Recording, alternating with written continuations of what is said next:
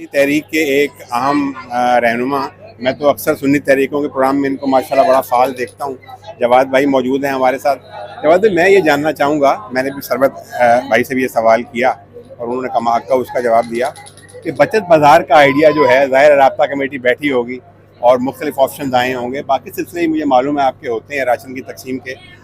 तो मुझे ये चीज़ बड़ी पसंद आई कि बचत बाज़ार के नाम पर हम लोगों की इज़्ज़त नफ्स मजरू किए बगैर उनको बड़ी इज़्ज़त के साथ हम फैसिलिटेट कर रहे हैं।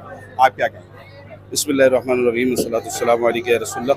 सबसे पहले आपका बहुत शुक्रिया, आपने यहाँ वक्त दिया और आपके तवस्सुस से लोग भी देखेंगे।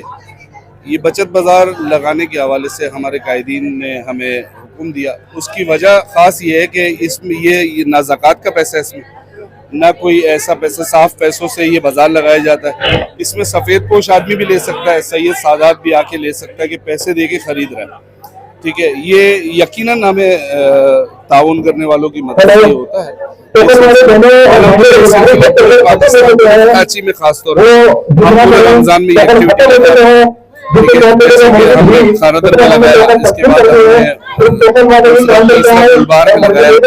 हमने चौथा ये कैंप, कल इसी तरह कोरंगी में इस तरह पूरे रमजान एक्टिविटी करते हैं। इंशाअल्लाह कबूल फरमाए।